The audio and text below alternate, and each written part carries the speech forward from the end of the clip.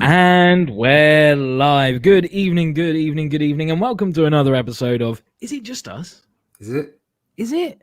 Well, we're going to answer that question for you shortly, and judging by the thumbnail and the title of this episode, I think the answer's pretty clear, don't you? Pretty straightforward. Anyway, I'm Lucifer Storm, and joining me, as always, is my main man, Russ, Comicbook Blackbelt Leach, who currently has an Indiegogo for his new book, Only Death Can Save Us. Russ, let people know where they can find you and where they can find your fantastic book. Okay, you can find me as Comicbook Blackbelt here on YouTube, in the YouTube land. You can also find me at russleach.com, comicbookblackbelt.com, or my new book, onlydeathcansaveus.com, where there will be a link to said campaign at Indiegogo. Just a quick thank you to everyone that has supported me so far. Very, very, very much appreciated. You can find me on the Twitter, on the Fleecebook. You can find me on the Parlay and on the Instagram. Just, knock me up and we'll chat about all things that are comic book and comic book art related. None of the drama, just art. Fantastic. And you can find me over at luciferstorm.com.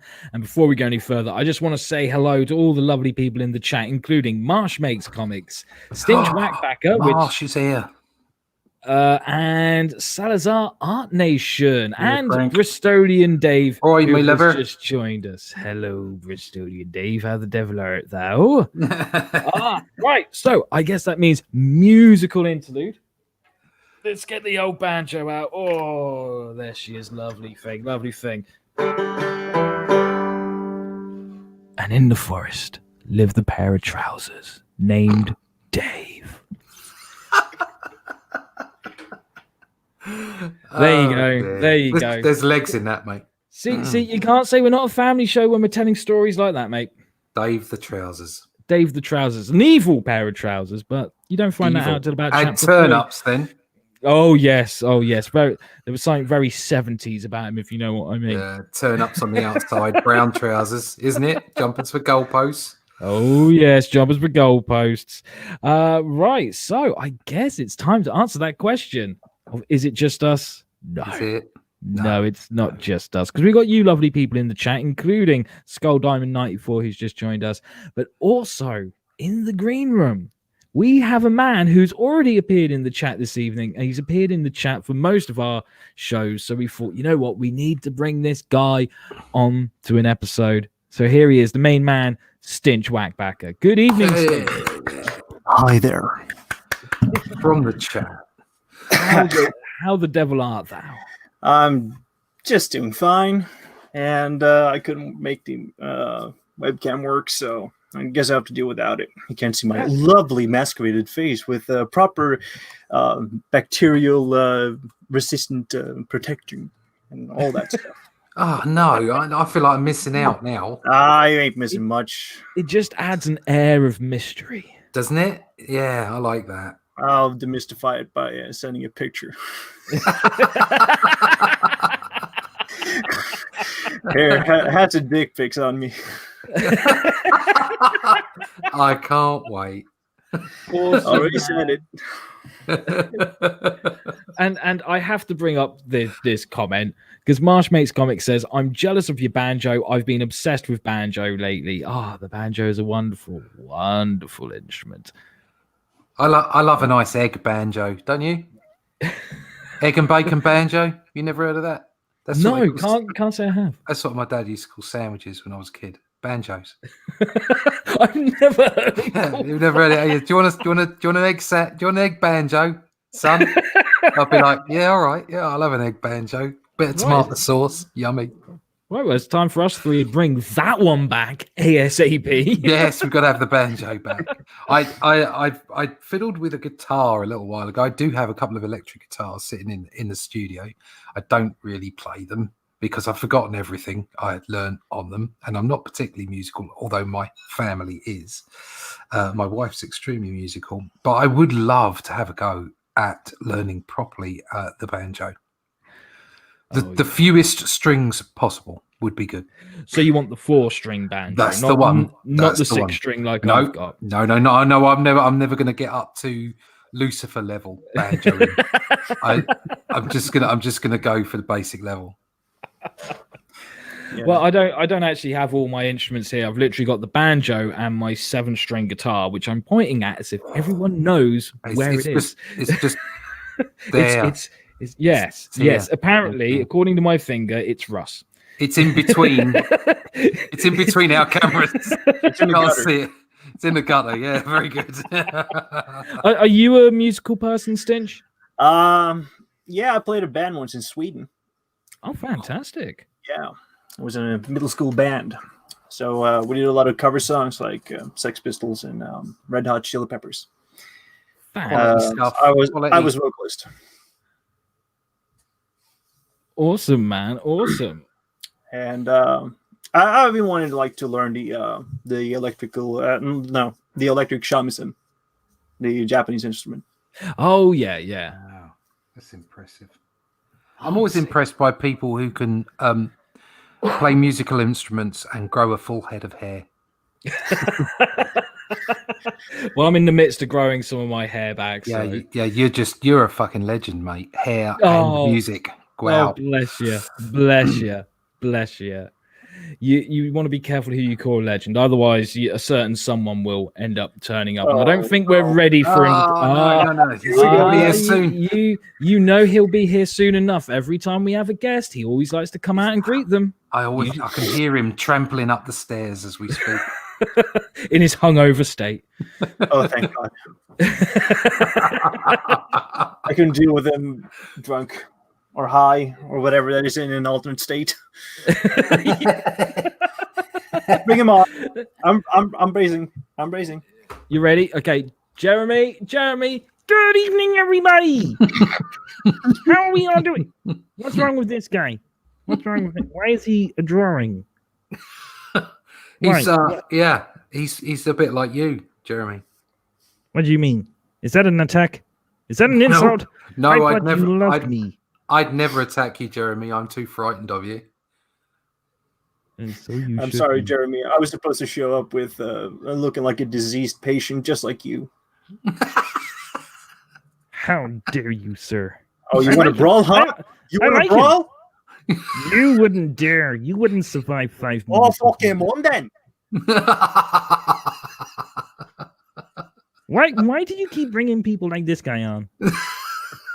Look, he was just waiting. When are you going to have me as a guest? When are you going to interview me? Because there's no point in interviewing you because you're the star.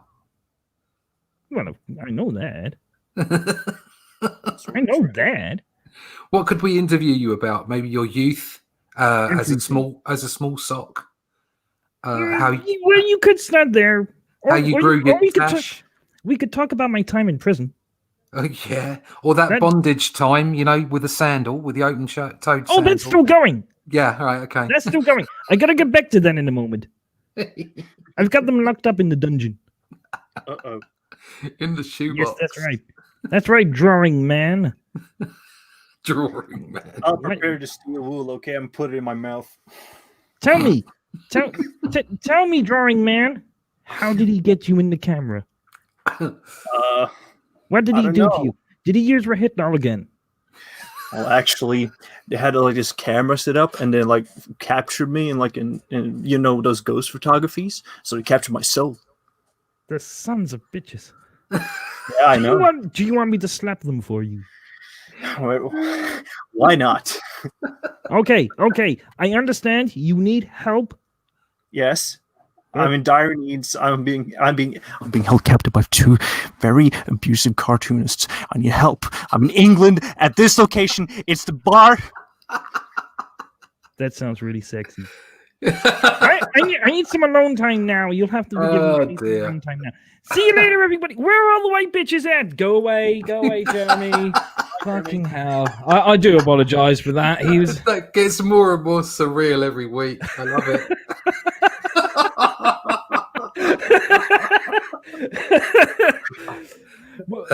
I think we need to get him a pair of glasses. Yeah, maybe. Oh, yeah, definitely Scrooge glasses. Yes. Scrooge glasses or a monocle. Either the monocle. Oh, the monocle. Yes. The Like monocle. a little top hat, just like creme de la creme. See, I was going to say and a cape. He looked great in a cape. Cape, top hat, monocle. You got a dastardly one there? Damn. I am still getting people asking me to create an OnlyFans for Jeremy. And it's just like, people need to stop putting that idea in my head. Otherwise, it might just be happen. Careful what you wish for, people. Okay? I think I'm going to put up an "Is It Just Us" t-shirt up on Teespring. Yes. With Jeremy on it. One yeah. with not Einstein, because we'll probably get done for it for trademarking or something. But one with Jeremy on it, that'd be yes. top. One with And Jeremy on it. somebody suggested the other one the other day was go and get Daddy's black belt.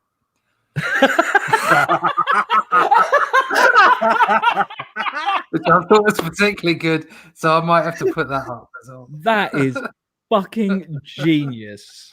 Yeah, I can't remember who it is, so I don't have to pay him. It's great.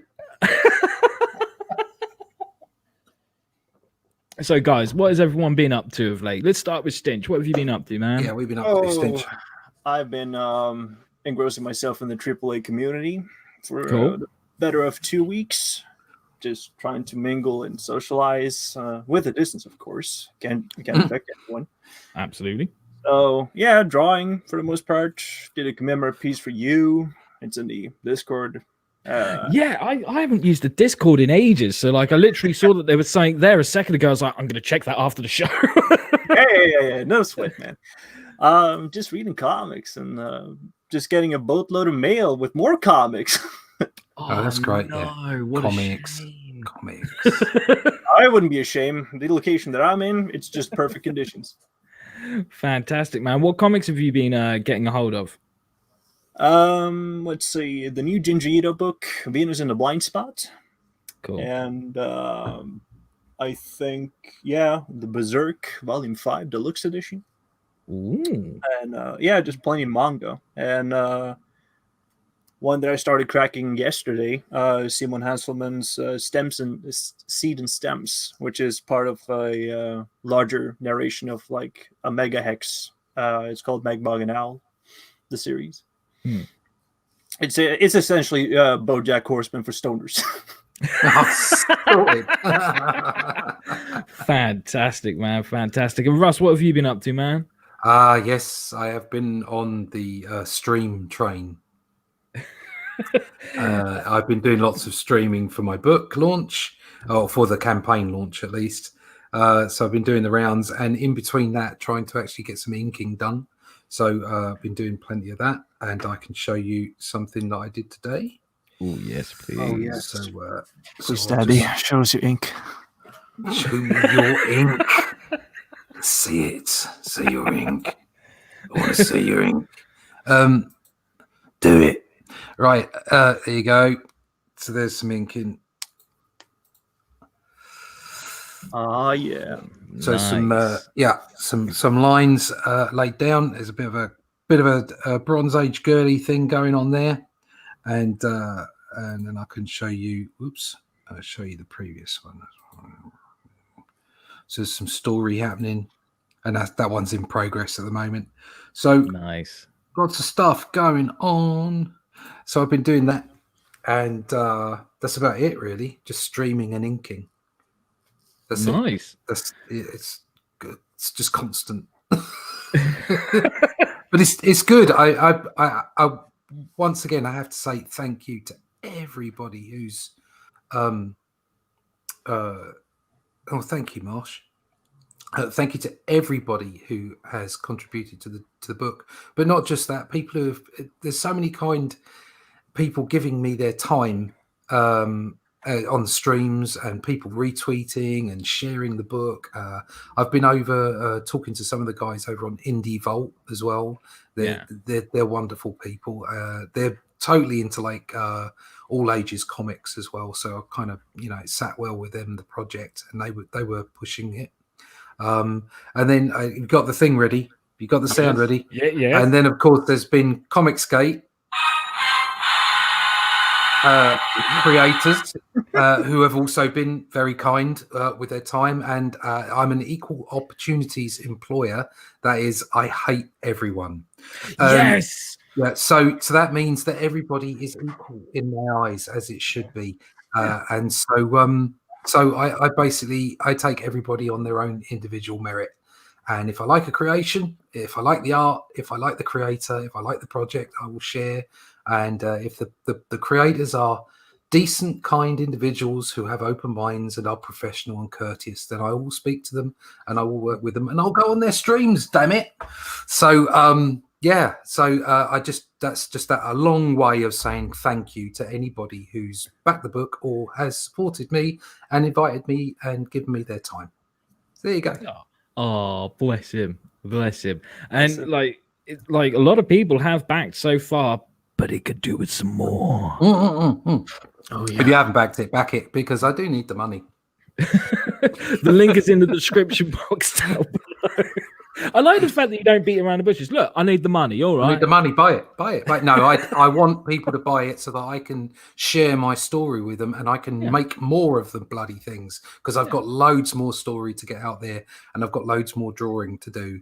And I've nestled into this style that I've found. It's me. I was talking on Marsh's show earlier.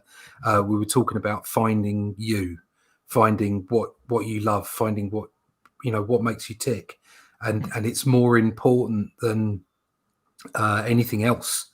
It's except you, my lover, Dave. And it's really important to find that and go for it. And your goals aren't necessary. You don't necessarily have to be Jim Lee. It just what you want is you want to find what you want to get out of it. Personally, I want to make these books and connect with people, and it's kind of working so far. So it's a good thing. Awesome, man. Awesome. So let's let our guest speak a little bit. Stench. Stench, my man. I ask everyone who's a guest about this. Where does your comic book journey begin? Tell us. Well, actually, it started with a baptism by fire. Nice. Literally, my kitchen were on fire. I was trapped in a burning comic shop. Well, no, that's tragically not the way that I wanted to be born. But what happened? Just one December evening, I was just relaxing. And I was feeling a little bit down and taking a little bit of sip on the bottle.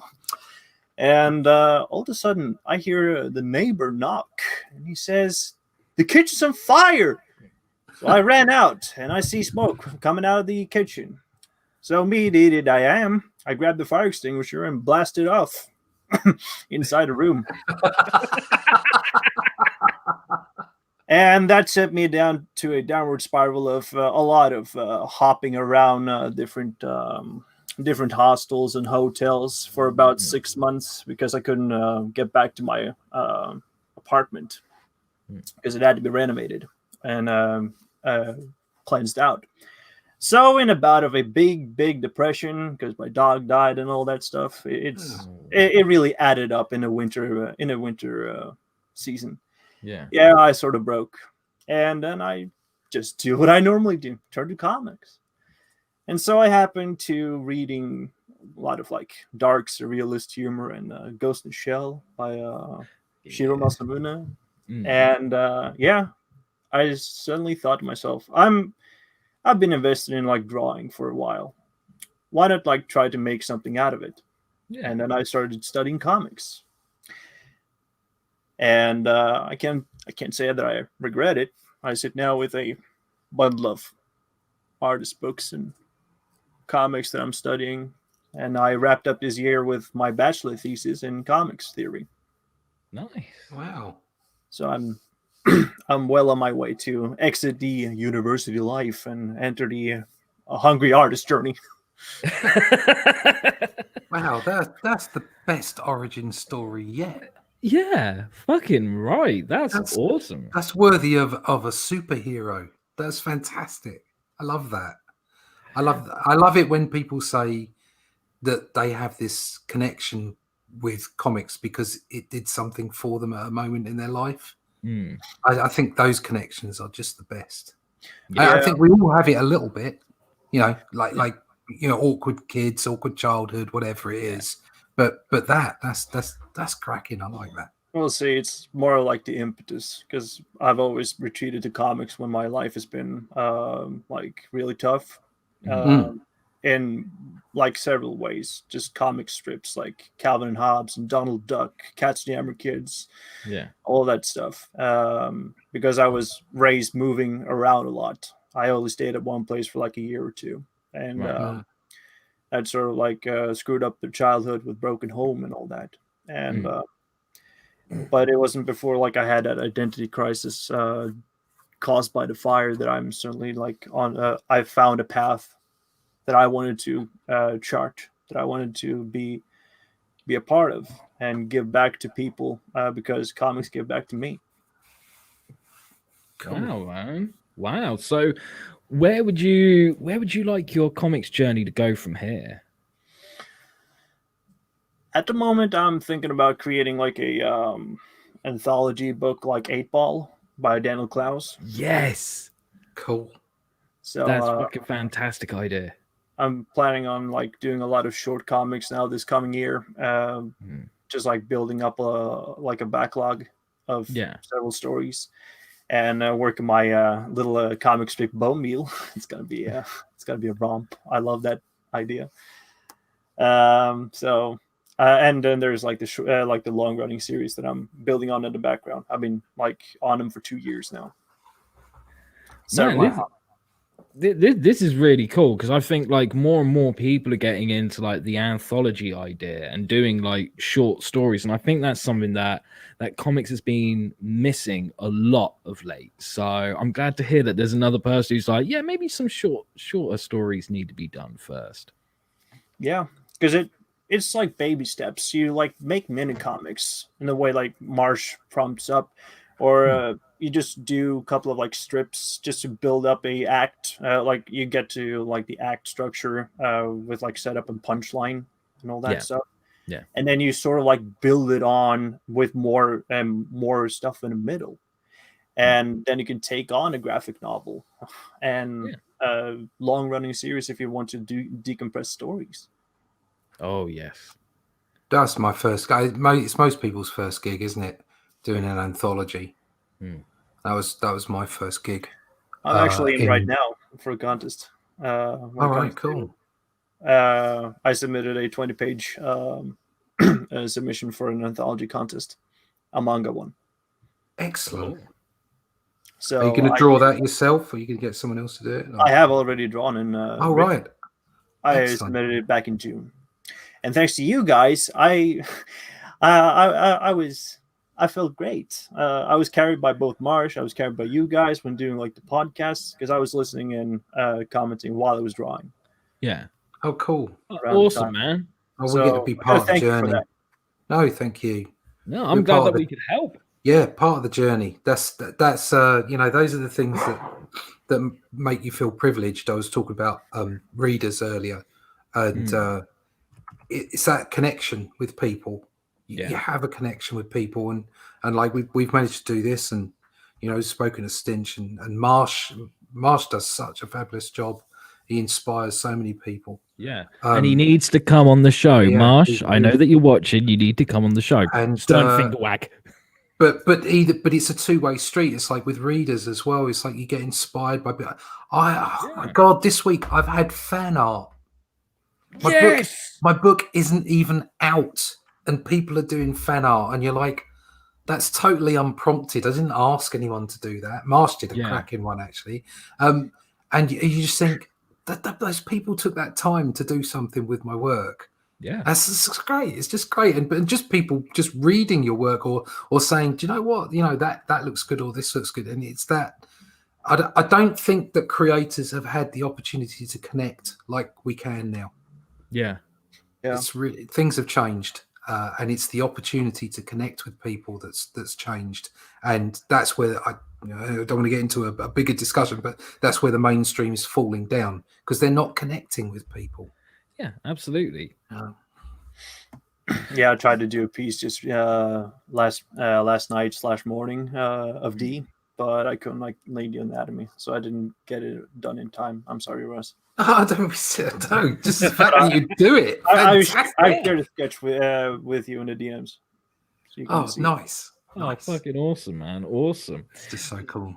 So, how do you feel about the mainstream comic book industry at the moment, Stinch? Because everyone's got their opinion on it at the moment, and everyone's got a very strong opinion. I'd be really interested to hear what your opinion is, though.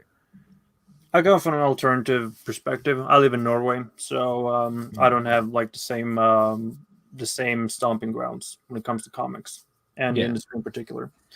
So if we're going to specifically talk about the U.S. comics industry, there seems to be a lot of cultural discontent on top of a fractured industry culture.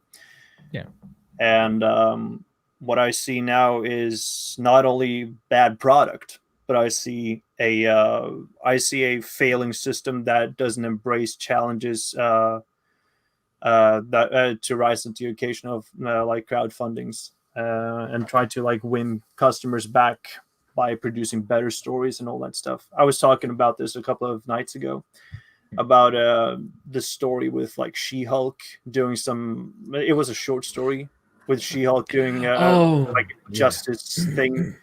There was like a court case, and she just like went in like when She-Hulk mode and wrecked the guy when he was like being transferred to like the prison.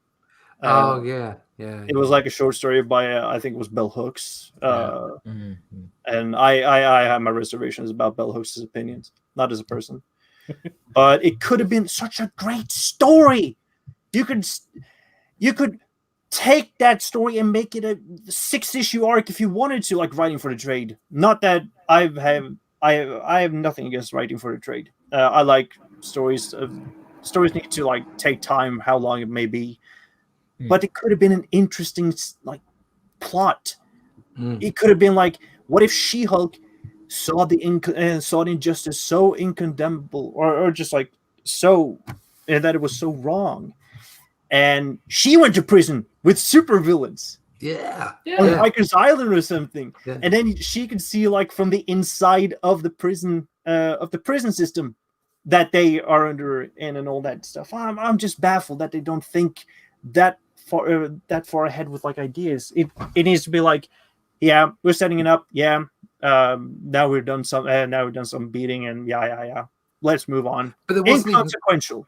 There wasn't even that much beating in it, was there? It was it was just wrecking the car. Yeah. And it's like, what? Right? If you're going to go the Bronze Age route on that, go the cheesy. Okay, just say like this guy who was a bit of an arsehole by according to the story. Well, he just happened to have connections with gang members, and they tried to free him because he owed them some money. They tried to get him out of the courthouse, and she turns into the Hulk and she kicks their asses. It's like that's just action. That's just fun. It's action. The good guy beat up the bad guy. The good girl beat up the bad guys, you know? And it's all just, everything's got to have a bloody message in it. And it's all so dry. That's the thing. It's like when people complain about Doctor Who, you can talk about Doctor Who and what's her face? Being, I can't even remember her name. Here comes a boomer memory. Jodie. You can talk about Jodie being a doctor and whether you think the rise and wherefores of a male or a female doctor. You can talk about canon all you like. You can be against any kind of social justice messages in it all you want. If the programs are dull, people won't watch them. It doesn't matter what you're doing. And I'm afraid, like, my kids turned off straight away. And I stopped watching them with my kids. It was like, well, this is boring. Yeah. And I hate to say it, but it was just dull. And, I could have got past anything. I could have reassessed my views on all kinds of things about the program and about the characters if it was entertaining. But it wasn't entertaining. Well, it's not just that. I mean, great points to bring up, but it's also the fact that they seem to be spending a lot of time to go, well, from an ideological standpoint, our audience are a bunch of cunts. Yeah, there's a lot of that as well. And we should tell them that. But when they look through that lens and utilize that as the driving force behind the story, and half of them you can't even call stories, they're just propaganda, that's all it fucking is. Yeah. They're not looking at the complexities of things. Okay, they're forgetting that it's not what someone does that matters, it's why they do it. Yeah. And they also forget other things, such as when you point a finger of blame, there are 3 pointing right back at you. Oh, that's deep. That's sort of deep. But these are all things that could be explored in an awesome story, especially as Stinch brought up, an awesome She-Hulk story, but they would rather turn around and go, you're an istophobe, you're a fucking istophobe, and I'm awesome, but you're a fucking istophobe. Because apparently, if you follow that ideology, everything you do is saintly. Yeah, apparently so, yeah. Sorry, I don't want to catch that STD. Good man. Good man. So it's I think Stinch has absolutely nailed it. There does seem to be a lot of political and cultural upheaval as far as the comic strip or as the entertainment industry in America is concerned. It all seems to be bound up within it, which is kind of why I feel quite comfortable just sort of talking to anyone, because I don't feel like, I mean, we have our own problems in this country, and there are issues. Yeah. I'm sorry, I had to bring it up. It's truth. Yeah. I picked up like 3 comics books today, and I was just blown away by the simplicity of the art style and like bad story quality. Yeah. I don't think much of it anymore either. But even then, it's nowhere near as intense as it is in the States. Oh yeah. And so I kind of, that's why I took the view that I should ignore all of that crap and just talk to anybody I like. But yeah, this comics aren't what they used to be, and they need to be what they used to be. They need to be brought back. And but I mean, the Japanese have been doing it well for yonks, and indeed so have the Europeans. The one thing that you can look to Europe and say, yes, that's worthwhile. I mean, French comics, come on. Why isn't there more focus at French comic culture on the alternate scenes? Because it's usually shoved away as like foreign comics. But they're way more mature and way more like open to a lot of things. Like sex and violence is just regular, just like the Japanese comics industry uses their kind of like methods. Yeah, well, it's not looked down upon like it is in the UK. I mean, the art, comic book as a medium, both from an artistic perspective and from a storytelling perspective, has been looked down upon by the establishment of the UK since day one. So we're never going to get anywhere here. In America, it's always only ever been about superheroes, so they kind of limited themselves to a degree. Although there always are other comics, but it focuses on the superhero. Whereas the European comics, you've got like Italy, Spain, Belgium, France, like they've had this healthy appreciation of comics. But they do, like you say, they do fantastic, serious stuff. But they do all ages stuff, and they've continued to produce all ages books. And America doesn't produce all ages books; they produce kids' books, YA books, and then adult books. Well, they try to move into the book market now through Scholastic, and it's going to be interesting to see how they're going to restructure the whole comics field in that way, since they want to like reach younger audiences. And the way that I see it right now, with all these products like Lois Lane and and not any chance, man. Just like, I agree. Go back to like no, I think like the industry now will have a little bit more sour downer path ahead due to like the whole eating up other conglomerates, eating up other companies, so they become IP farms and all that shit. Turns me depressed. That's why I stick to indie people. That's where all the energy is at the moment, without a doubt. All the passion, all the energy is in indie comics.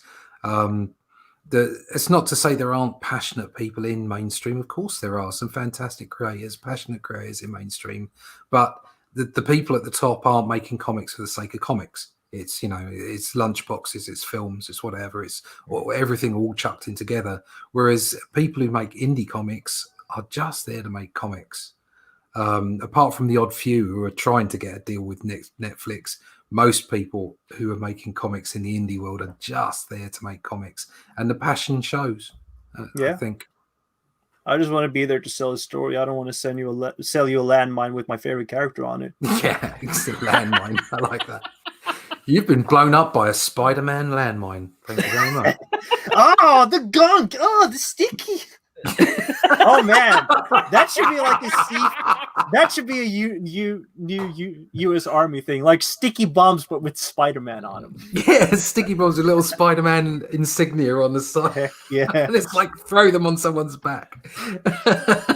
Have all the troops who are setting them up dressed like the Green Goblin as they do it. Oh yeah, pumpkin bombs all over the place, loaded with mustard gas.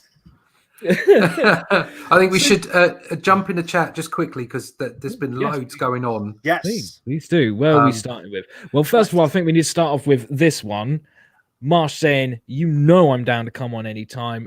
Good man. I shall email you at some point because we are filling up guest slots like there's no tomorrow." We're moving to Sundays as well. Yeah. So we won't have to worry about you being at work doing a proper man's job. We can get you on a Sunday as long as you're available.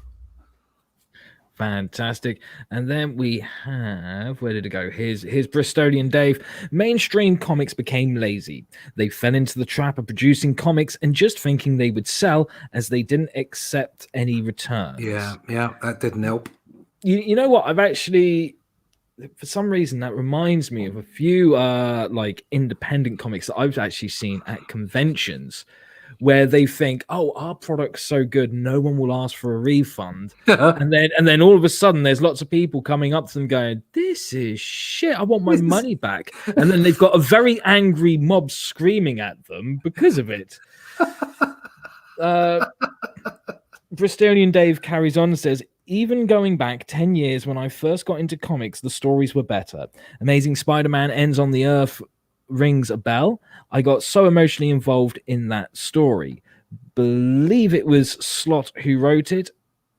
And this is a long one. I like this. Have you seen the DC book Wonder Women of History? It's got Wonder Woman lassoing a white dude and says, it makes people tell the truth but doesn't stop mansplaining. Then someone punches him. Oh, you're kidding me. I saw something about this. That's propaganda. I saw something about this, and what I want to know is like there's a lot of things you can say at the moment, and you'll get some twat going, that's misogynistic, that's sexist, that's blah, blah, blah, blah. But yet they use a term such as mansplaining. Yeah. And they don't see how fucking derogatory that is. And as I think it was Jonathan Pye who pointed it out, and I was like, yes, that's exactly how I feel. In some people's eyes, mansplaining is when you explain something in a patronizing manner towards a woman. And he said, look, if I'm explaining something to you in a patronizing manner, it's got nothing to do with your gender. It's because I believe that you're thick. Yeah, I get confused too. And hold on, if we're going to be equal and you want to do mansplaining, then where's womansplaining? Yeah, I get womansplained all the time. Yeah, I do. I do by Tony when he puts his dress on, but that's a different story. And I only say that because I know Tony's watching. But no, that's just saying, that's always like just been a thorn in my side of like, you're all about defeating sexism, but yet you come up with the term man. It's explaining. Shut the fuck up. Yeah. And what I hate even more is when you get some guy who goes, oh, I'm sorry, I didn't mean to mansplain. You weren't mansplaining, you were explaining. Shut the fuck up. Fuck that dude. Let me see. Bristolian Dave also says mainstream comics are IP farms. The comic I'm writing would make a great movie. I'm not writing it for that though. I want a good comic first and foremost. What comes after is extra gravy. Gravy. And Tony says that secret's for the flat only. Sorry, Tony. Sorry. It's for the flat only. Shush. Don't let other people know. Fucking hell. So yeah, there are some great comments there. Bristolian Dave has said a lot of stuff there. That's like that's real good food for thought. And he's absolutely right. There does seem to be a lot of let's turn this into an IP farm. I think especially from the big two. Yeah, it's too many people in comics are on their way through instead of being there as a destination. Yeah. And back in the day, back in the Bronze Age, whatever. I know I keep going on about it, but it's true. Back in the 70s, 80s, and 90s, people were there to be in comics. Yeah. And that's the difference. Yeah, now it's just a gig economy for different kind of writers like YAs and all that shit. Exactly. Makes me depressed.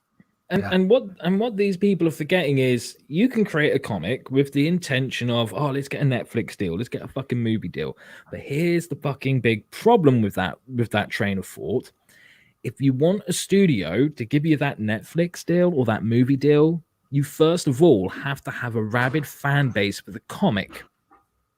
Because they're not going to invest money if people aren't reading the fucking comic. So I beg to differ. Fucking good comic. Yeah, unless you have a really good agent. I beg to differ because I see a lot of like Image comics are getting like shows and all that stuff. Remember Vagrant Queen? Yes, and didn't that get cancelled? Yeah, cancelled after like 6 episodes aired. Yeah, and it barely had a reader base, so there must have been like good connections.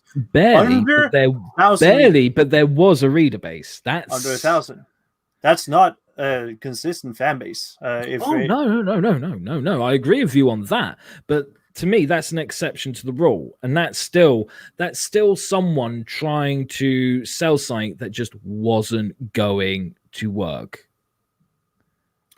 Yeah, I prefer like. But I get where you're coming from, and you're not wrong. I'm just saying. I'm like. What was I going to say? I got a message. I got a message from God. Told me. I want writers that want that thinks with the medium, not think with and through with the medium, not about the medium they're writing about. Because there seems to be a lot of people that don't get the craft. Especially when they're abusing splash pages and wide panels and wide angles and all that messy stuff. I was reading this comic called Thumbs, and it really felt like a movie just with stills. That's an interesting description. Yeah, it really was. It felt like it was overloaded with too many wide panels, just like using one whole image on an A4 paper or like spread. And it's just not effective. If you want like good quality drawings and storytelling, you need to like use it for what it is, a real estate. Yeah, absolutely. I mean, I think in graphic novels it's a lot easier to get away with that kind of thing where you can have more splash pages than you normally do. But when it comes to a single issue comic book or comic book mini series, then like you said, prime real estate. You have to be really careful about what you choose to go on the page and what doesn't go on the page. And it looks like Russ has added something for us to share. This bad boy. Oh, there's a splash page. That's a treat. Just a bit. It makes a fucking splash. And there's reasons for it. It makes it's a beat in the story. It's not just a splash page because I thought, it'd be really nice to put some splash pages in there. No, it does something. It helps the story along. It's a point of high drama. So do something with it. It's not just it's not just that one that we saw the other day, Lois Lane coming in to the room where all the people are just sitting around looking at their phones. She's come out of the elevator, and it's like, there's a remitter piece, and it's like, this is not exciting. You've made a whole double-page splash of this, and okay, the art's solid. Not that I'm much of a Remitter fan, but it works. But it's not exactly exciting, is it? I thought we already were exiting 90s. Sorry, say that again. I didn't quite catch that. I thought we already exited the 90s with all these splash pages and all that stuff. Yeah. Yeah. So it's how you do it. It's how you do it. So my son brought me in some onion rings, which is very nice of him, and I haven't eaten yet. Fair enough. Come on. That's what I was waiting for. I was waiting for someone to offer. Before Tony says it, I bet Russ will lick your onion rings. Tony, I think you've met your match, mate. I prefer to flick the batter off them. Oh, naughty thing. So, Stinch, is there much of an indie comic scene where you are? There's different ways and alleys you can travel. When it comes to specifically indie comics, it's very hard to do, except if you're not in the capital of Oslo. I'm living in a different city, but I rarely find any zines or something. The only LCS that I got is a national chain that runs merch store and all that stuff. Right. So it's board games, comics, manga, and plushies, and a lot of Harry Potter for some reason. Harry Potter is very big here. There's I know of creators that have went the Kablam way, trying to make a bulk ship and try to sell it to different LCSs. But unfortunately, I don't see any names pop up except for Jason, because he's already established. Right. And if you want to go with comics, the most successful route has always been the comic strip sort of way. Yeah, because we the big publications here, they like to have name titles. There was an installation of The Far Side by Gary Larson, I think. And they had a lot of American comics mixed in with a lot of with some Swedish and Norwegian comics. And there are other magazines that rides on names of established characters like Nemi and Pondus. Yeah. Which also show other artists' work, but usually it's just strip work. You got to be in a tight-knit group or something if you want to make comics 30 pages or 64 pages. I know very few creators that have done the work massive books, but I'm hoping to be one of them. Yes. Fingers crossed for you all the way, good sir, all the way. We haven't come to the end of the show yet, but just in case I forget, I think we best get this question over and done with now. I'm going to get my stylus, because I think Russ knows what this is going to be. There we go. No, Dave, I'm sorry. I've finished them. So, Stinch, come on. Who do you think is sexier? Is it me? Is it Russ? Or is it Jeremy? Fucking sock. I'm sorry, Lucifer. You catch my glimpse, but you didn't get my heart. Oh, it goes to Russ. Oh, yes. I am I am A-okay with this. I've got one. Yes, would you look at that, Thank Russ? you, Stinch. I mean, Jeremy is still the champion at the moment. But hopefully this is a turnaround for you, Russ. No, I don't know. I think Jeremy's probably got it in the bag. I don't know. There's still quite a bit of 2020 to go, unfortunately. Yeah, good Lord, what happens next? Never mind. I'm sure it'll be fine.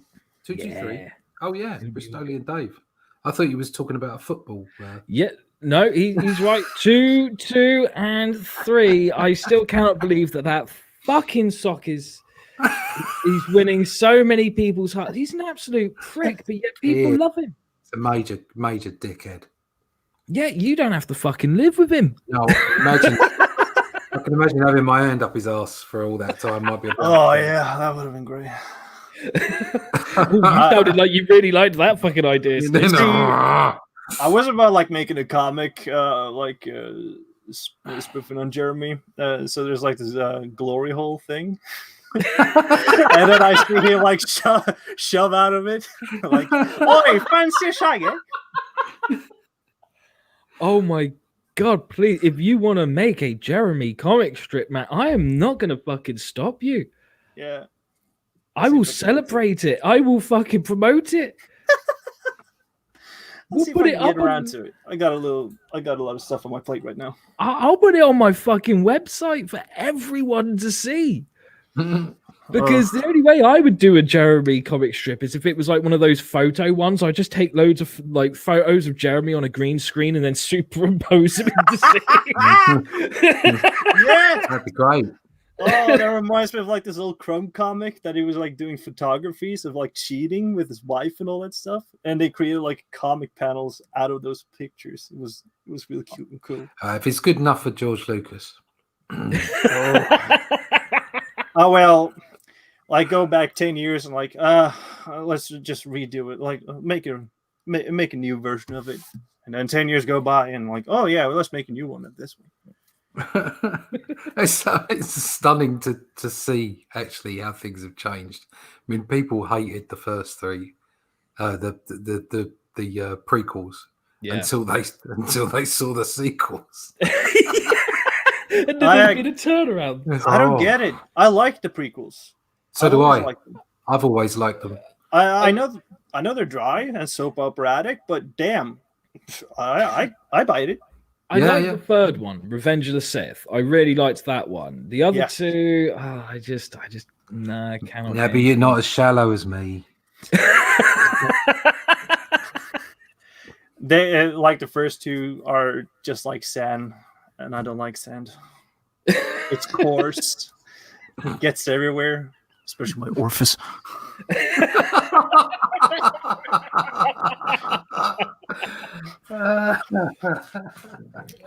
So you know what? We haven't had a what's grinding Russ's gear this week. I thought about something the other day, and I can't remember it now. I think it's because it's sleep deprivation. You haven't had time to have your gears grinded. Grinding, no. Fucking busy. Oh, come on. The answer is fucking everything. Fucking everything. It's oh god. But how about we pass it on to Stinch? And this week, yeah, Stinch can do. Stinch, what is grinding your gears? Well, I was thinking about it. A couple of hours ago, I was watching a video about a gender reveal party suddenly caught in fire and burnt down 7,000 acres of wood. And it was due to dry conditions in the nature. And that really grinded my gears as a conservationist. And then I thought of, why do we even do gender reveal parties?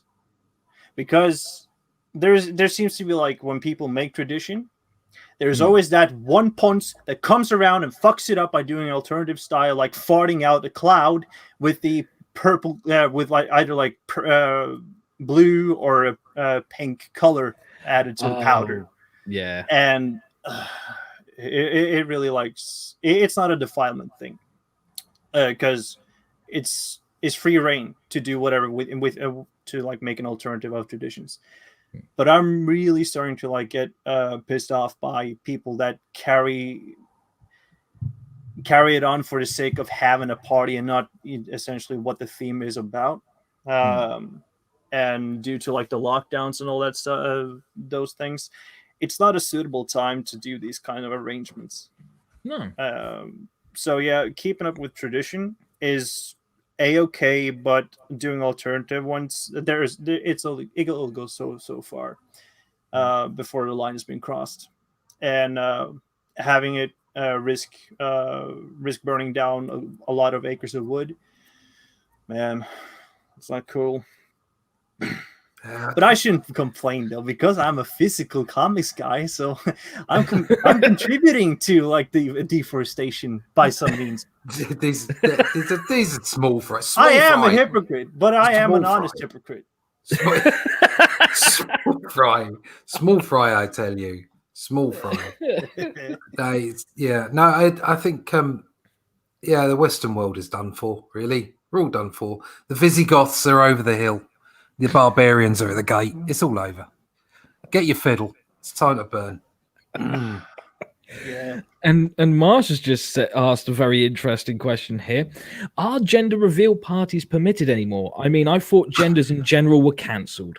Technically, I revealed my gender at a party once.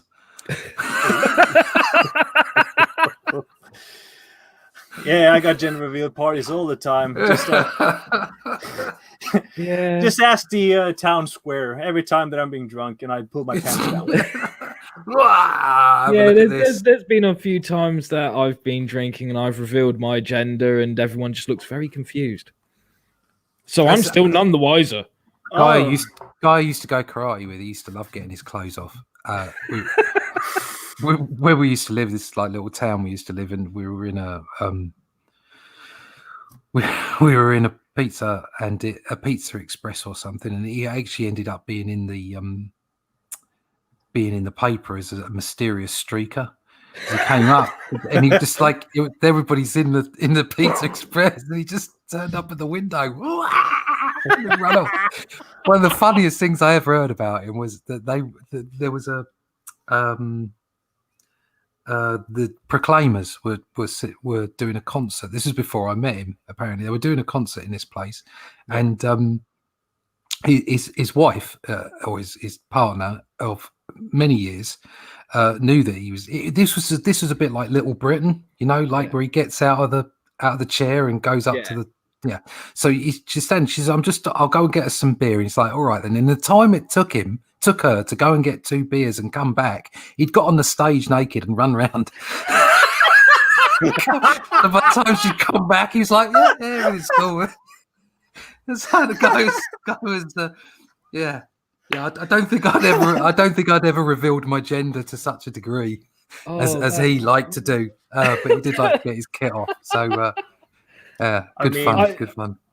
I like that Pizza Express story, man. I can't say I've done that to. There was another one as well with another guy I used to train with, and I can't remember where it is. It's somewhere on the coast. I can't remember the name of it. But there's this Chinese restaurant. We were talking about the Chinese restaurant, and it's upstairs on the opposite side of the street to where these guys were. And what they did was they did a handstand with no clothes on with the other guy, and it looked okay. It's just imagining the two. He doesn't want to like show off his noodles, okay? Jeez. And like everybody was like, what's going on? And then they ran off. I mean, I do feel slightly offended every time that I am pulled down to reveal the gender. I thought people were into tentacles.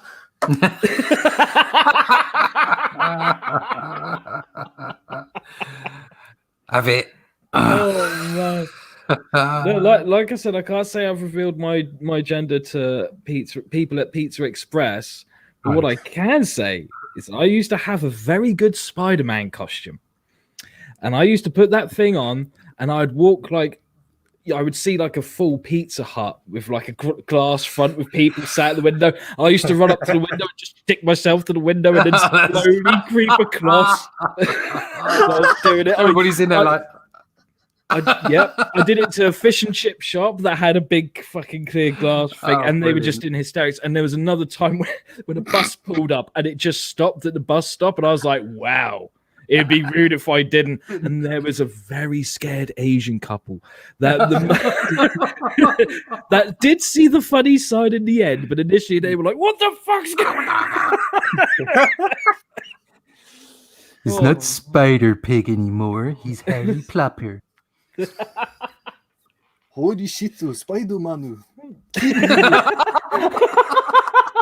Okay, that was too good. That was too fucking good. You should do like a dub for like Russ's Only Death Can Save Us comic book trailer like that. Oh yeah, I was like pretty stoked to see the trailer, and then I hear this booming voice, and I'm like, it's a little bit scuffed. And then I started doing like in the first age. Oh god, mate, you're now signed up. You're the next trailer. The next book is you, because in the next book I'm going to have Satana speak on the trailer, and that's you. Oh, So that's it now. You've got yourself a gig. Oh, Look not at again. Oh, God. All this work is feeling taking a toll on me. that. See, you come on this show and you just get more and more work. What I'm can I fed say? up. Why is your webbing so sticky? Yes, Bristolian Dave said, "Hey Lucifer, why is your webbing so sticky? Wouldn't you like to know?" Like that. Yeah. Seagulling. Have you heard of that expression? Oh, I Can't say heard, I've heard of that sounding. one. Seagulling. I've heard of monkey face. Monkey face. You don't want me to explain that? No, one. no, I don't. No. We shouldn't explain any of this. Let's not go down that road. It's a long list that just gets more and more disgusting. Oh, and as it ends goes. with the aristocrats, of course. Of course, of course. What a But fantastic documentary. Do you guys got an idea what a rusty venture is? What a Rusty venture? no. Don't. Well, that's something you should explain after the show. We'll have to do an "Is it just us after dark" where we could talk about this kind of stuff. Oh, it gets more steamier. Is it just us? How are we going to know? The lights are off. I mean, I thought we were after dark. I'm sitting here with no pants on, so. I wonder what the noises were. Oh, yeah. I thought it was just Jeremy, but I was wrong. It was Tony slapping about in the background. Oh, yeah.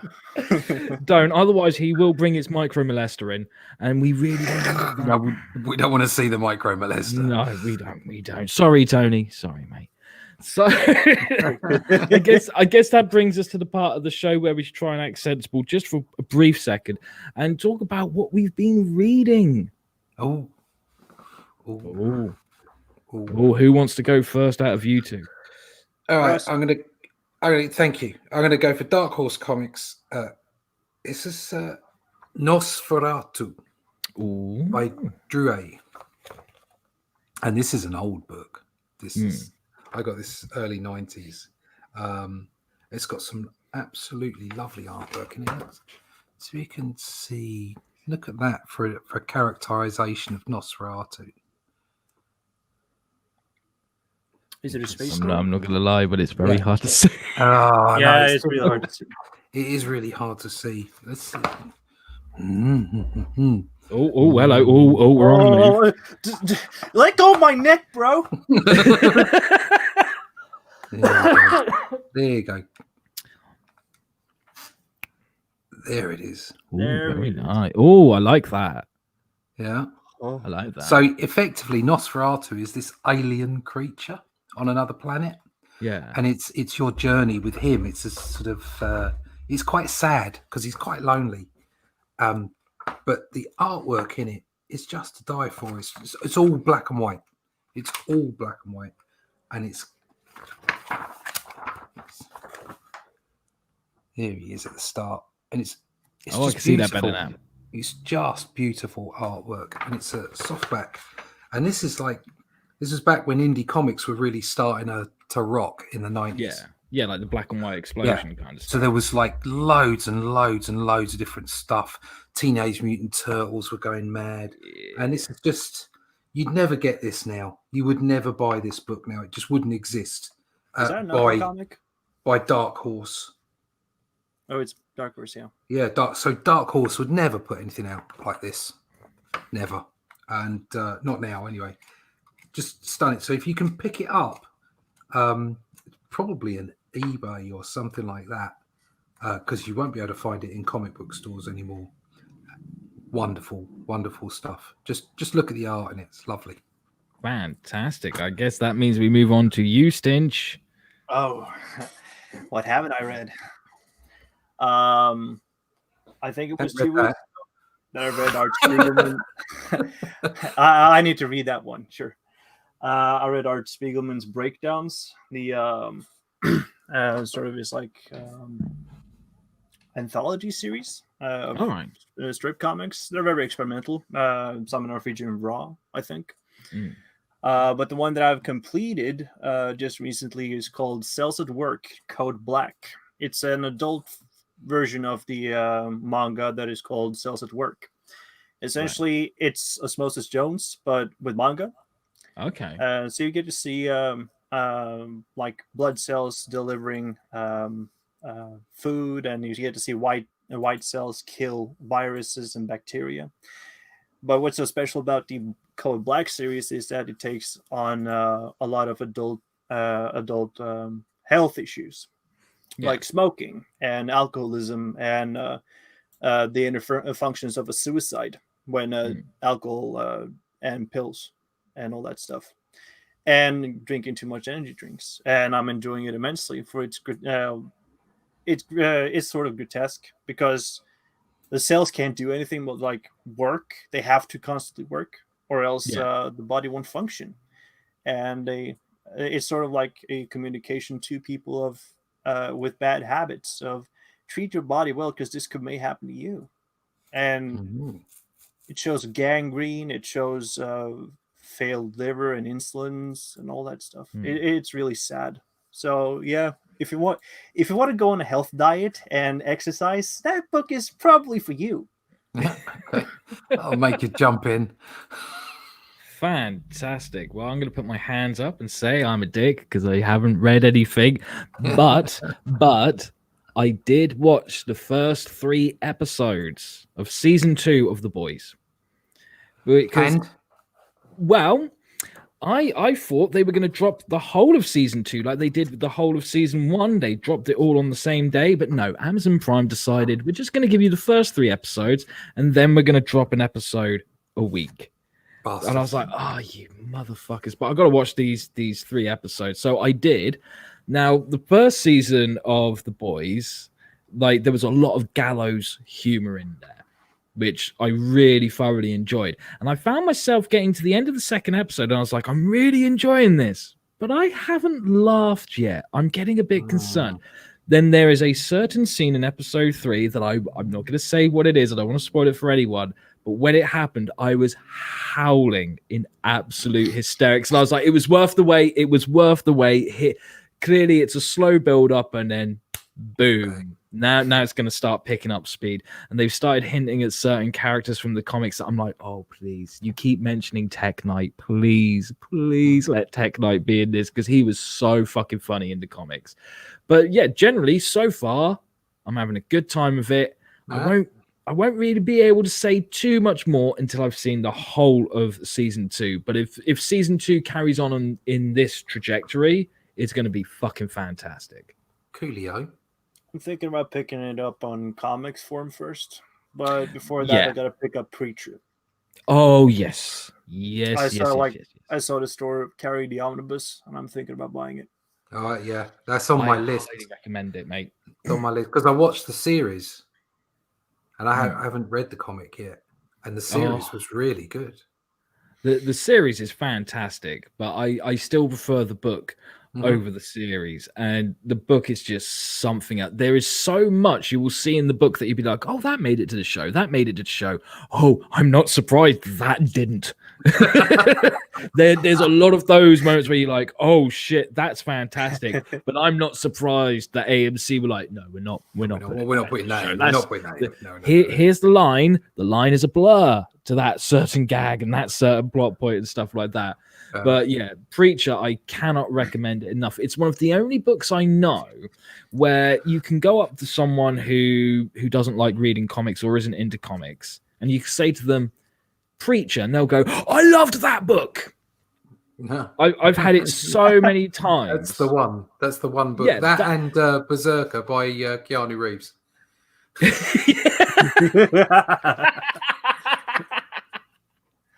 I can't believe there are so many people pissed off about that. I just what was it's business. Get over it. Yeah, exactly. I mean, don't get me wrong. I was speaking to some other guys, and somebody, I think it's Vinny, something I can't remember. It's Vinny. I think he goes by the name of Vinny, and he brought up that actually they were selling it, the first collected book, for $15.99 on Amazon. On Amazon for free shipping. Yeah. While they're while they're doing it on Kickstarter for $50 for all three, and you have to pay some ridiculous amount in shipping, and it's like that's quite predatory. It's like, I'm all with that. It is quite predatory and it is pretty scummy, and then on top of that, we all of us that are in it for the right reasons get annoyed with celebrity authors. But not you your know, hard way. but but a lot of the time, I mean, for instance, Keanu took the hits, and he's had a hard career, and he's kind of worked his way there. So you kind of let him get away with it, and the rest of it is like, okay, it is a bit predatory, but do you know what? Business is predatory. It's business. Deal with it. Get on with your own thing. Work on your own project. And leave everybody. If you weren't worried about your own project and didn't think that anyone was going to buy it, you wouldn't worry about people buying Keanu Reeves' book. Yeah. And be excellent. Yes. Oh, aliens. Well, I think that is a perfect note to wrap up the show on, because we've gone over that hour mark. But I just want to say, guys, thank you so much for joining us again for another episode of Is It Just Us? And Stinch, thank you so much for joining us on this episode. It's been fantastic having you, and you know that you're welcome to come on again anytime. Yeah, absolutely. Great fun to have you on, mate. You're like lots of great things to say. Next time I'll probably drag a product in. Yes, we'll hold you to that. So, guys, like I said, that's it for this week. Stinch, do you want to let people know where they can find you? No. Right, fine. Fuck you too. The only thing that I want to promote is the Doom Barbarian comic. Yes. Out on Indiegogo. By Gibran? By Gibran, yeah. Yeah, I bought that. I bought a copy of that. Back it. I've yet to either back you and Gibran, because they don't accept PayPal on Indiegogo. Oh, do they not? Ooh. No. Oh, the bastards. So I'm a little bit stunted by I feel like I need to flog myself every night before I need to go to bed. I'm like, why didn't I buy it? Why didn't I buy it? For any of you out there in internet land, and if you can't back the book, okay, because of credit card issues and PayPal issues and that kind of stuff, we can always talk afterwards. Yes, absolutely. We always talk after the campaign, and then we can talk other things. Awesome. Russ, do you want to let people know where they can find you? Yeah. Oh, right now. You don't have to if you don't want to. I won't force you into anything. Yeah, you know. You can find me here on YouTube. I'm going to do the spiel again. You can find me here on YouTube as Comicbook Blackbelt. You can find me at russleach.com, comicbookblackbelt.com. You can find me at onlydeathcansavus.com. That is the name of the book you should be buying now. You can find a link to the Indiegogo campaign, which is on onlydeathcansavus.com. Also in the description of this video, if you're watching it on replay. You can find me on the Twitter, on the Fleecebook. You can find me on the Parlay. You can find me on Instagram. Come see me. We'll chat about art, comic books, and no drama. Thank you. Awesome. And you can find me on Facebook, Instagram, and YouTube. But I'd prefer it if you just went to luciferstorm.com. So, like I said, we'll be back next week at the same time. And until then, take care of yourselves, take care of each other, and most importantly, stay awesome. Peace. Bye.